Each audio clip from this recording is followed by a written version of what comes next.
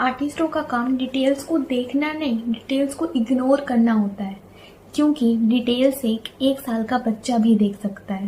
Hyper realistic चीज़ें कैसे बनाते हैं, फोटो रियलिस्टिक चीज़ें कैसे बनाते हैं, ये कैसे बनाते हैं, वो कैसे बनाते हैं। यार ये सिखाओ ना कि हर चीज़ कैसे बनाते हैं। अगर बनाना आ गया तो डजंट मैटर सामने कोई पेड़ है या फिर कोई बिल्ली है या फिर कोई इंसान है या फिर कोई एप्पल है, हम बना लेंगे। बनाना सिखाओ, पोर्ट्रेट क्या चीज़ है।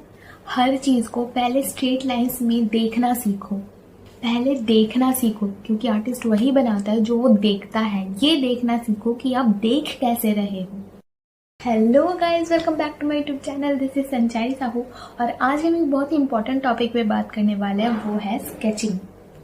स्केचिंग में हम बेसिकली इसलिए बात करेंगे क्योंकि हर आर्टिस्ट अपने आर्ट जर्नी में कभी ना कभी स्केचिंग बहुत ज़्यादा प्रैक्टिस करता है, और स्केचिंग ही ये ऐसी चीज़ है जो आपके इम्प्रूवमेंट को और फास्ट कर देता है। स्केचबुक मतलब समझेंगे, स्केचबुक में क्या करना चाहिए, क्या नहीं करना चाहिए, स्केचेस क्यों करने चाहिए, उसकी इम्पोर्टेंस क्या है, ये समझेंगे। क्योंकि स्केचेस एक आर्टिस्ट के लाइफ में बहुत ही एसेंशियल पार्ट है। वो बिगिनिंग में भी स्केच करता है, वो जब अपनी जर्नी के मिडिल में होता है तब भी वो स्केच करता है, और जब वो एक मास्टर बन गया होता है, जब वो एक आर्टिस्ट बन गया होता है, तब भी वो स्केच करता है। स्केचिंग एक ऐसा चीज़ है जो एक आर्टिस्ट के साथ उसके पूरे आर्ट जर्नी में उसके ही साथ रहता है, चाहे वो आर्टिस्ट बिगिनिंग में हो, बिगिनर हो या फिर एक मास्टर हो।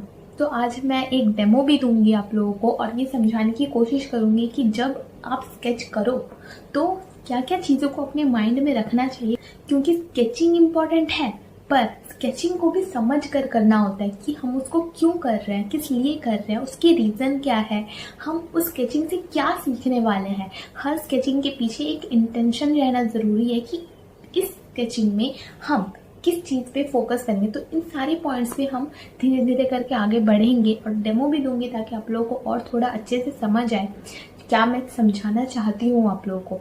तो जुड़े रहना, वीडियो में स्किप मत करना। So without any further ado, let's begin.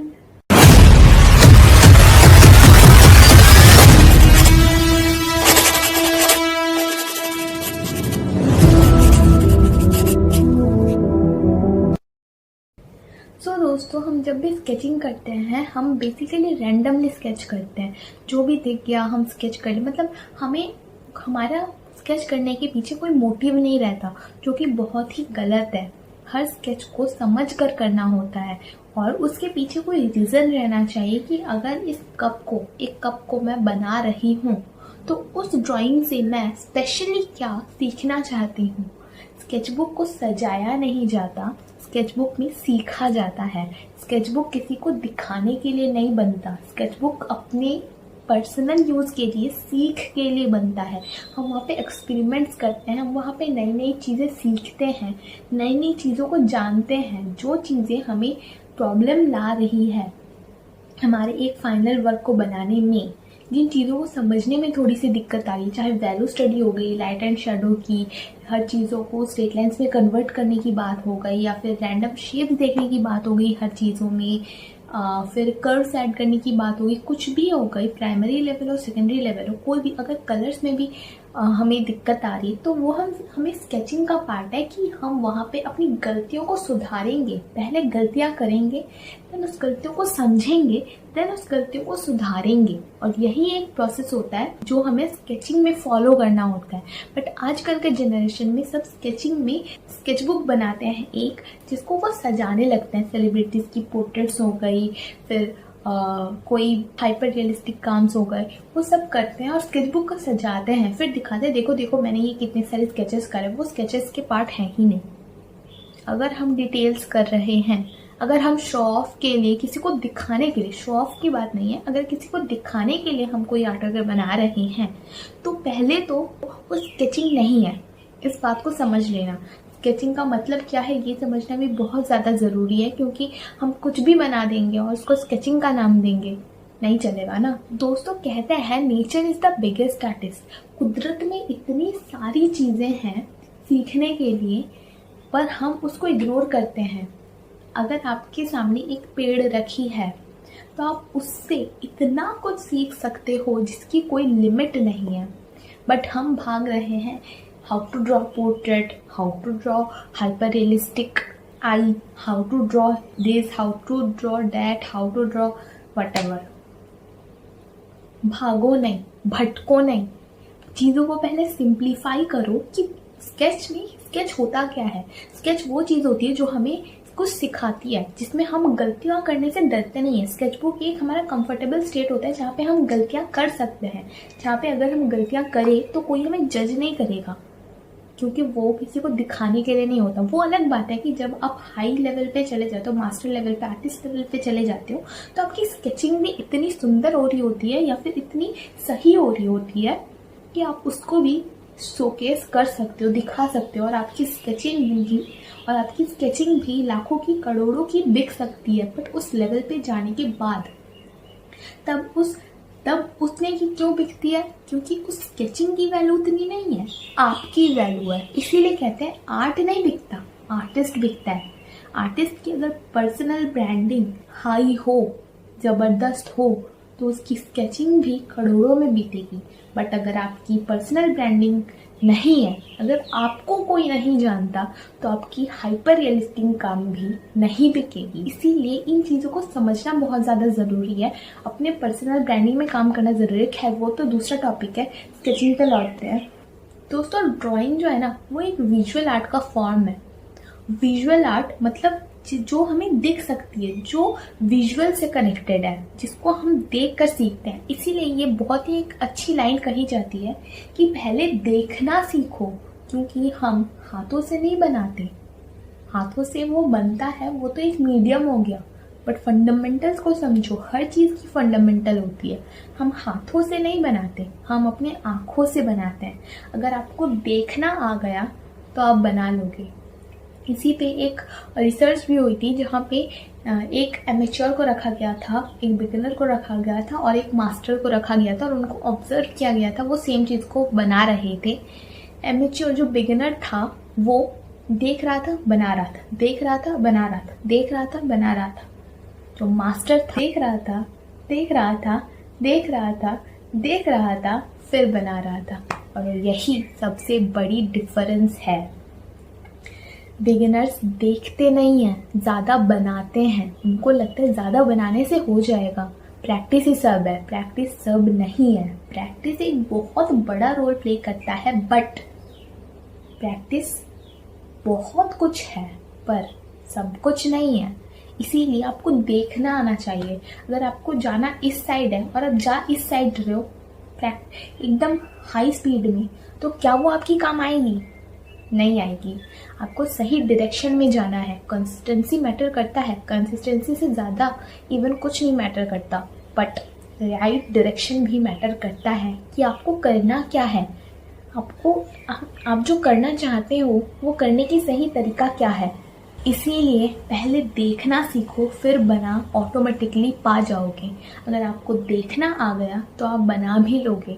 इसीलिए कहते हैं जो सिंगिंग भी होती है ना, फॉर एग्जांपल अगर किसी इंसान को सिंगर बनना है तो सिर्फ गाता रहेगा, रियाज करता रहेगा नहीं होगा। उसको सुनना आना चाहिए पहले कि कौन सी धुन कहाँ हो रही है, कि कौन सी नोट कहाँ पे लग रही है, कहाँ पे कितना ऊंचा टोन होगा, कहाँ पे कितना नीचा टोन होगा, कहाँ पे कौन सी टोन आएगी, वो सब सुनना आना चाहिए। अगर उसको सुनना आ गया तो वो अप्लाई भी कर लेगा। प्रैक्टिस मायने रखता है, नो डाउट प्रैक्टिस मायने रखता है, वो ऑब्वियस है। प्रैक्टिस तो आपको करनी ही पड़ेगी, बट पहले जानो तो सही कि क्या प्रैक्टिस करनी है, वरना अगर आप गलत चीज़ प्रैक्टिस करोगे तो वैसे ही काम नहीं आएगी और आप नीचे जाते जाओगे। और आजकल की दिक्कत ही यही है कि आजकल यूट्यूब में, सोशल मीडिया के हर एक ऐप्स में यही सारी वीडियोस आ रही है कि हाउ टू ड्रॉ ये, हाउ टू ड्रॉ वो, हाइपर रियलिस्टिक चीज़ें कैसे बनाते हैं, फोटो रियलिस्टिक चीज़ें कैसे बनाते हैं, ये कैसे बनाते हैं, वो कैसे बनाते हैं। यार ये सिखाओ ना कि हर चीज़ कैसे बनाते हैं। अगर बनाना आ गया तो डजंट मैटर सामने कोई पेड़ है या फिर कोई बिल्ली है या फिर कोई इंसान है या फिर कोई एप्पल है, हम बना लेंगे। बनाना सिखाओ, पोर्ट्रेट क्या चीज़ है। इसीलिए आर्टिस्ट आजकल के जनरेशन में फंडामेंटल्स को इग्नोर करते जा रहे हैं, क्योंकि उनको पता ही नहीं है कि फंडामेंटल्स एक्चुअली है क्या, उनकी इम्पोर्टेंस कितनी है। फंडामेंटल्स मतलब कुछ नहीं, अपने lines, angles, proportions, value study को, सारे को, जो चीज़ें एसेंशियल है, जो चीज़ें कॉमन है हर चीज में, वही है फंडामेंटल। और उन चीजों को आप क्लियर कर लोगे तो उसके बेसिस पे आप सब कर लोगे। बेस को स्ट्रॉन्ग करना बहुत ज्यादा जरूरी है, जिसके ऊपर सारी जो ऊपरी चीजें वो आएंगी। ड्राइंग इम्प्रूवमेंट का मतलब ये भी नहीं होता कि अगर मैं अपने किसी डेमोन्स्ट्रेशन में, ट्यूटोरियल में कुछ बनाकर दिखा रही हूँ, मान लीजिए एक स्टिल लाइफ रखा हुआ है, बना के दिखा रही हूँ, उन्हीं चीज़ों को आप कॉपी कर लोगे और सोचोगे कि अगर ड्राइंग थोड़ी सी भी अच्छी दिख रही है कि हाँ ठीक है, हमारी ड्राइंग तो अच्छी बन रही है। कॉपी करना गलत नहीं है, बट हमेशा कॉपी करना ज़रूरी नहीं होता। मैं अगर किसी स्टिल लाइफ को करके आपको आज दिखा रही हूँ तो स्टिल लाइफ कर रही हूँ, ये मत देखो कि मैं हर चीज़ को अप्रोच कैसे कर रही हूँ, मेरे अप्रोच करने का ढंग क्या है। मैं स्टिल लाइफ बना रही हूँ तो कैसे बना रही हूँ, स्टिल लाइफ बना रही हूँ मत देखो, बना कैसे रही हूँ ये देखो। क्योंकि स्टिल लाइफ की जगह कोई मॉडल होता, लाइव उसे मैं बना रही होती तो भी मैं उसी वे में बनाती जिस वे में मैं स्टिल लाइफ को बना रही हूँ। इसीलिए अप्रोच मैटर्स अ लॉट। तो दोस्तों अब एक डेमोन्स्ट्रेशन देखते हैं स्टिल लाइफ की ही, तो और समझते हैं कैसे क्या करना होता है। और आगे की नॉलेजेस स्केचिंग के ऊपर मैं डेमोन्स्ट्रेशन के अंदर देती हूँ। सो देखिए आगे की वीडियो। तो दोस्तों यहाँ पे देखिए हम ये स्टिल लाइफ को अरेंज किया है हमने, और इस स्टिल लाइफ को हम अब ड्रॉ करने वाले हैं। तो पहले हमें यहाँ पे ये देखना पड़ेगा कि कौन सी चीज़ कितनी बड़ी है किस चीज़ के कंपैरिजन में।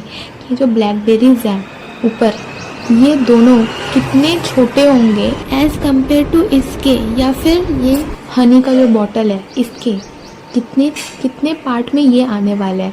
ये देखना पड़ेगा कि ये जो ऊपर रखे हुए हैं हनी के बॉटल के नीचे रखे हुए हैं यहाँ पे, ये सब कितने पार्ट्स में आने वाला है और उस पार्ट का कितना हिस्सा है ये या फिर ये।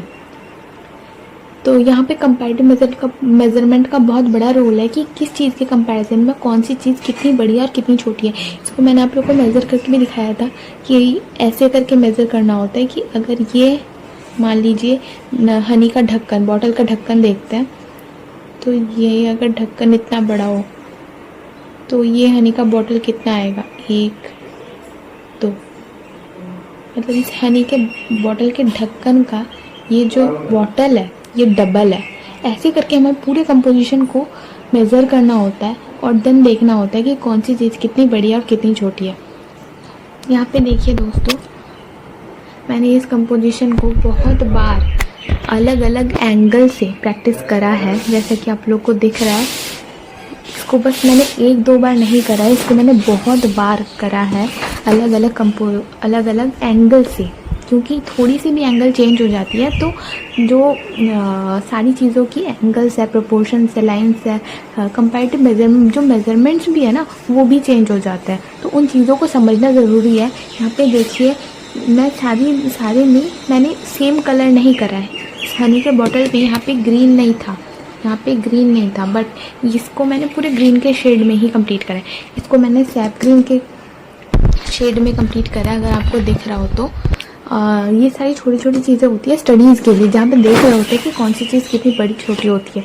इसको मैंने ऑरेंज के शेड में रखा है क्योंकि डार्कनेस बढ़ानी थी, इसलिए मैंने थोड़ा पर्पल भी ऐड करा है। इसको भी हमने लाइट ग्रीन के शेड में रखा है, इसको भी हमने सैप ग्रीन के। तो ऐसे बहुत सी स्टडीज़ होते हैं जहाँ पे हम एक ही चीज़ को बहुत से एंगल से, हर एंगल से बना रहे होते हैं उसके एक्चुअल फॉर्म को समझने के लिए। हर तो नहीं, बट 6-7 एंगल से बनाना बहुत ज़्यादा ज़रूरी होता है उसके एक्चुअल फॉर्म को समझने के लिए। इसीलिए कुछ भी स्टिल लाइफ आप स्टडी करो, उसको बस एक बार स्टडी ना करके 6-7 बार स्टडी करो, ताकि उसके एक्चुअल फॉर्म को आप समझ सको और आप रियल में स्टडी कर सको। स्टडी का मतलब ही ये होता है।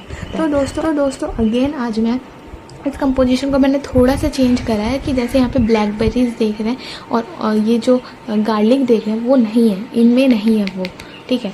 तो यहाँ पे मैंने थोड़ा सा कंपोजिशन को चेंज करा है। उससे दोस्तों फ़र्क नहीं पड़ता कि थोड़ा सा इधर उधर हम कंपोजिशन को कर सकते हैं, बट जब मैं ये कहती हूँ कि एक स्टिल लाइफ को 3, 4, 6, 7 एंगल से थोड़ा एंगल चेंज कर करके, चाहे आप उस स्टिल लाइफ को थोड़ा सा घुमा दो या फिर आप थोड़ा सा अलग जगह चले जाओ, करना ज़रूरी है। तो मेरा मतलब ये होता है कि उस चीज़ को बेसिकली उस चीज़ को सेम रखो, क्योंकि यहाँ पे जो मैंने स्टिल लाइफ सजाया था उसमें वो जो गार्लिक था या फिर चिली था, जो मिर्च था या फिर लहसुन था, वो इम्पोर्टेंट नहीं था, उतना इम्पोर्टेंट नहीं था जितना बाकी सारी चीज़ें थे। तो इसीलिए हम वैसा कर सकते हैं।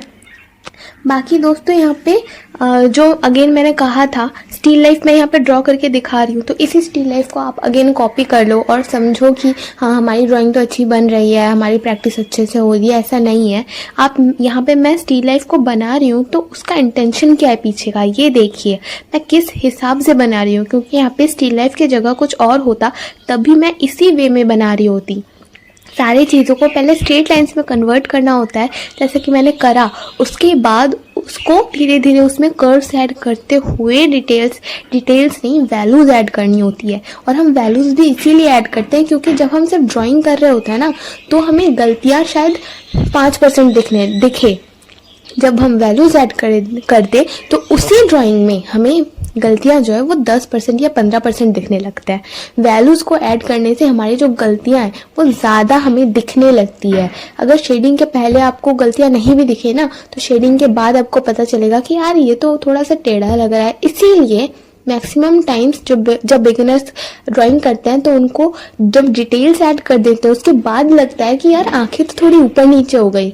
इसीलिए वैल्यूज़ को ऐड करना बहुत ज़्यादा ज़रूरी है ताकि आपकी फंडामेंटल्स तो स्ट्रांग हो ही, ताकि आपकी जो और साइड बाय साइड गलतियाँ ऑब्जर्व करने की एबिलिटी है वो भी बढ़े। दोस्तों हम सारी चीज़ों को स्ट्रेट लाइंस में पहले कन्वर्ट इसीलिए करते हैं क्योंकि सारी चीज़ों को जब हम स्ट्रेट लाइंस में कन्वर्ट करते हैं ना तो बहुत इजी होता है उसके प्रोपोर्शंस को, एंगल्स को, लाइंस को जज करना। उनकी जो मेजरमेंट्स है एक लाइन दूसरे लाइन के कंपैरिजन में कितनी बड़ी या कितनी छोटी है, इसको जज करना कर्व्स के मुकाबले स्ट्रेट लाइंस में बहुत ज़्यादा इजी होता है। और किसी भी चीज़ को स्ट्रेट लाइंस में बनाना भी इजी होता है। टफ तो ये होता है कि उसको स्ट्रेट लाइंस में देख पाना। इसीलिए ये लाइन बहुत ज़्यादा इम्पॉर्टेंट है कि अगर एक आर्टिस्ट को देखना आ गया तो वो इजीली बना लेगा। देखना सीखिए, ये देखना नहीं कि सामने एक एप्पल है या फिर मैंगो है या फिर कोई इंसान है। ये देखना सीखिए कि जो भी है उसको स्ट्रेट लाइंस में कन्वर्ट करने के बाद कौन सी लाइन से कितनी बड़ी कितनी छोटी होगी, कहाँ पे कितनी डार्कनेस है, कहाँ पे कितनी लाइन्स है, कहाँ पे कौन सी प्रोपोर्शंस बन रही है, कौन सी एंगल्स बन रही है। जब ये सारी चीज़ें आप विजुअली देखना शुरू कर दोगे, देख पाओगे, ऑटोमेटिकली आपकी जो बनाने की स्पीड है या फिर जो क्वालिटी है वो अपने आप बढ़ जाएगी। आप पहले से बहुत बेहतर बना पाओगे। और दोस्तों चीज़ों को हल्के हल्के हाथों से बनाना शुरू कीजिए क्योंकि हम अक्सर सोचते हैं, बिगिनर्स अक्सर सोचते हैं कि अगर हम डीप लाइन करके बनाएंगे तो अच्छा दिखेगा, ज़्यादा दिखेगा, लाइट लाइन बनाएंगे तो किसी को तो दिखेगा ही नहीं। इन चीज़ों को समझना ज़रूरी है कि जब आप मेज़रमेंट्स कर रहे होते हो, प्रपोर्शंस को जज कर रहे होते हो, वो सब किसी को दिखाने के लिए आप नहीं कर रहे होते। आप जब कर्व्स ऐड करोगे, जब आप वैल्यूज़ के बाद थोड़ी थोड़ी डिटेल्स ऐड करना शुरू करोगे, वो आप किसी को दिखाने के लिए कर सकते हो। बट जब आप मेजरमेंट्स कर रहे होते हो, जब आप इनिशियल जो लाइंस है उनको खींच रहे होते हो, जज कर रहे होते हैं एक लाइन को दूसरे लाइन के कंपैरिजन में, कितनी बड़ी कितनी छोटी है, कितनी डार्कनेस कहाँ है, कितनी लाइट, वो सारे अपने ऑब्जर्वेशन के लिए होता है, अपनी अंडरस्टैंडिंग के लिए होता है ताकि हमें ईजी हो समझना।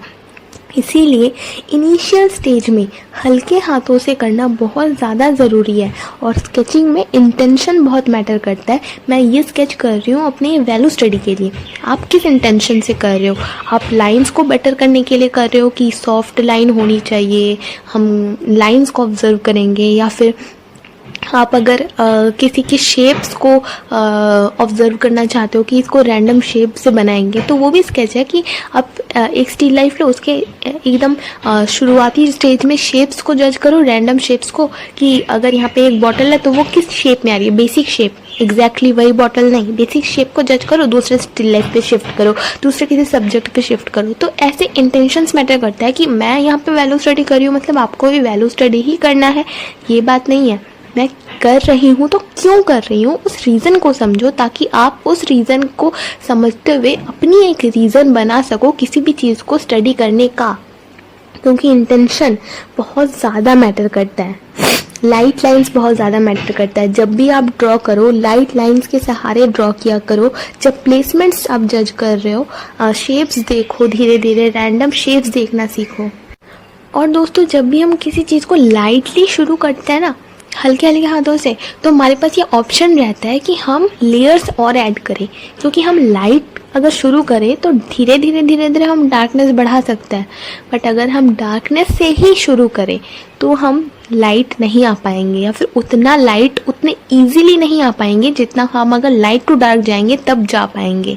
हमें मिटा कर आना पड़ेगा, उससे आपकी जो पेपर की क्वालिटी है वो भी ख़राब होगा, जो पेंसिल लाइंस है वो भी घिसेंगी बेफालतू। अगर आप लाइट टू डार्क जाओगे तो एक लेयर वाइज काम होगा, तो वहाँ पे डेप्थ जो है वो ज़्यादा फील होगी और ड्राइंग जो है वो ज़्यादा प्रोफेशनल दिखेंगी। और दोस्तों ये still life, model study, drapery study, object study, ये सारी फोलियर स्टडी तो सारी चीज़ें हैं ही, बट अपने आसपास अपने नेचर को, खुद को ऑब्जर्व करते रहिएगा ताकि आप और ज़्यादा सीख सको, क्योंकि आपके अंदर ही सब है। अगर आपने खुद को जान लिया, सीख लिया, आपसे ज़्यादा आप किसी और से सीख ही नहीं पाओगे। मॉडल स्टडी कर रहे हो तो खुद को स्टडी करो, मिरर के सामने लाइव करो। पोर्ट्रेट स्टडी भी कर रहे हो तो लाइव करो, मिरर के सामने बैठो, आराम से हर एंगल से, जितनी एंगल से पॉसिबल है करो। तो यहाँ पे देखिए दोस्तों, मैंने ना इस पेपर को रीयूज़ किया है, पीछे साइड भी बनाया हुआ था ड्राइंग, तो मैंने उसके बैक में बनाया। तो मटेरियल्स को यूज़ करो बार बार, ये सारी चीज़ें बहुत ज़्यादा ज़रूरी है। और जो एसेंशियल चीज़ें हैं वो है यहाँ पे, जो मैंने जिस इंटेंशन से बनाया था कि यहाँ पे मैंने लाइंस को जज किया है, यहाँ पे मैंने एंगल्स को जज किया है, यहाँ पे मैंने प्रपोर्शंस को जज किया है। ये सारी जो फंडामेंटल्स है, उनको फंडामेंटल्स को स्ट्रॉन्ग करने के लिए यही सारी चीज़ें ज़रूरी है। अगर इन सारी चीज़ों को आप सीख गए तो आप किसी भी लेवल पे काम कर सकते हो। तो यहाँ पे मैंने मेज़रमेंट्स को फोकस किया है, मेज़रमेंट्स की एक चीज़ के कंपैरिजन में दूसरी चीज़ कितनी बड़ी या कितनी छोटी है, इस चीज़ को भी स्टडी करना बहुत ज़्यादा ज़रूरी होता है इन बिगिनिंग भी, और अब जब मास्टर लेवल पे चले जाओ तब भी वैल्यूज़ को स्टडी करना बहुत ज़्यादा ज़रूरी है। जो लाइटनेस है, डार्कनेस है, एक चीज़ के कंपैरिजन में दूसरी कितनी डार्क है और कितनी लाइट है। यहाँ पे हैंड राइटिंग को जज मत करना, आई नो मेरी हैंड राइटिंग बहुत प्यारी है। तो ये देखिए हमारा स्टील लाइफ कंप्लीट है। सो दोस्तों, आई होप कि इन सारे पॉइंट्स को आपने समझा होगा कि स्केचिंग किसे कहते हैं, स्केचिंग की इंपॉर्टेंस क्या है, स्केचिंग क्यों करना चाहिए, स्केचिंग कैसे करना चाहिए, उसके पीछे की इंटेंशन क्या होती है, एसेंस को कैसे ग्रैब करते हैं, कैसे लेयर वाइज काम करते हैं, और कैसे वैल्यूज़ को स्टडी करा जाता है, कैसे नेचर से ही हम सब कुछ सीख सकते हैं। एंड आई होप कि इन सारे पॉइंट्स ने आपके लाइफ में थोड़ी सी वैल्यू ऐड ज़रूर करी होगी। Let me know in the comment section कि क्या आप ऐसे वीडियोज़ और भी फ्यूचर में चाहते हो, ताकि हम ऐसी और वीडियोस फ्यूचर में बना सके आप लोगों के लिए। सो मिलते हैं अगली वीडियो में किसी और नए टॉपिक के साथ। तब तक keep learning, keep practicing, love you all.